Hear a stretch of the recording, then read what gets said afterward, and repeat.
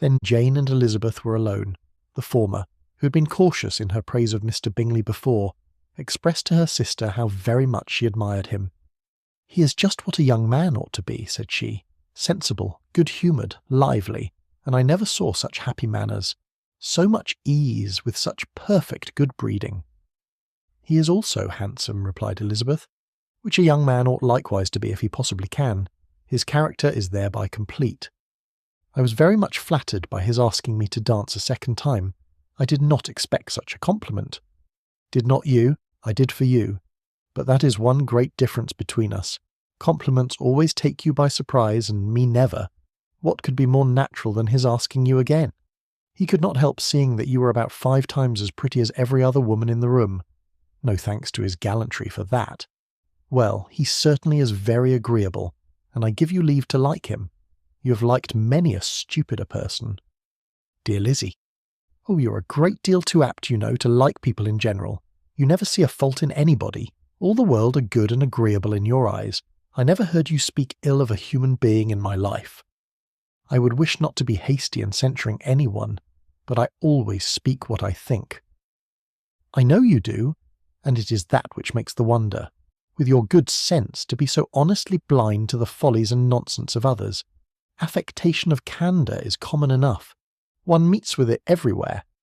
But to be candid without ostentation or design, to take the good of everybody's character and make it still better, and say nothing of the bad, belongs to you alone.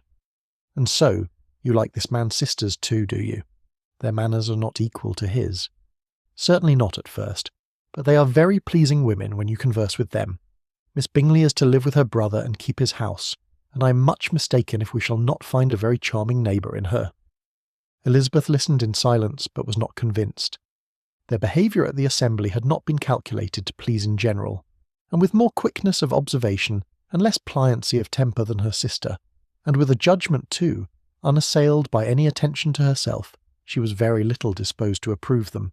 They were, in fact, very fine ladies, not deficient in good humour when they were pleased, nor in the power of being agreeable where they chose it, but proud and conceited. They were rather handsome, had been educated in one of the first private seminaries in town, had a fortune of £20,000, were in the habit of spending more than they ought, and of associating with people of a rank, and were, therefore, in every respect entitled to think well of themselves and meanly of others. They were of a respectable family in the north of England, a circumstance more deeply impressed on their memories than that their brother's fortune and their own had been acquired by trade. Mr. Bingley inherited property to the amount of nearly £100,000 from his father, who had intended to purchase an estate but did not live to do it. Mr. Bingley intended it likewise, and sometimes made choice of his county. But as he was now provided with a good house and the liberty of a manor, it was doubtful to many of those who best knew the easiness of his temper, whether he might not spend the remainder of his days at Netherfield and leave the next generation to purchase. His sisters were very anxious for his having an estate of his own, but though he was now established only as a tenant, Miss Bingley was by no means unwilling to preside at his table, nor was Mrs. Hurst, who had married a man of more fashion than fortune, less disposed to consider his house as her home when it suited her. Mr. Bingley had not been of age 2 years when he was tempted by an accidental recommendation to look at Netherfield House. He did look at it and into it for half an hour, was pleased with the situation and the principal rooms, satisfied with what the owner said in its praise, and took it immediately.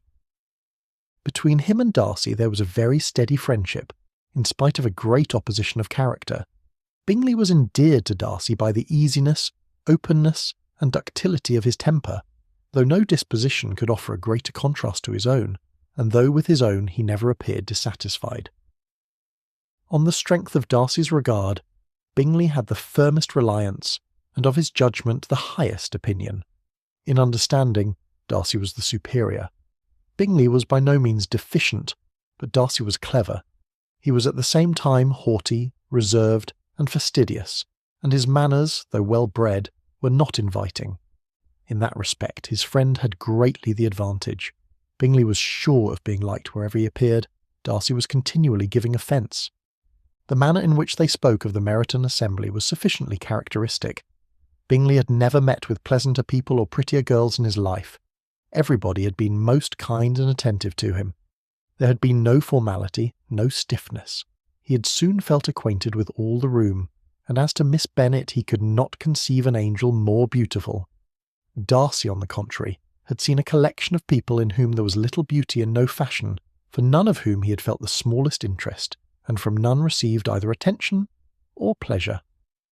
Miss Bennet he acknowledged to be pretty, but she smiled too much. Mrs. Hurst and her sister allowed it to be so, but still they admired her and liked her, and pronounced her to be a sweet girl, and one whom they should not object to know more of. Miss Bennet was therefore established as a sweet girl, and their brother felt authorised by such commendation to think of her as he chose,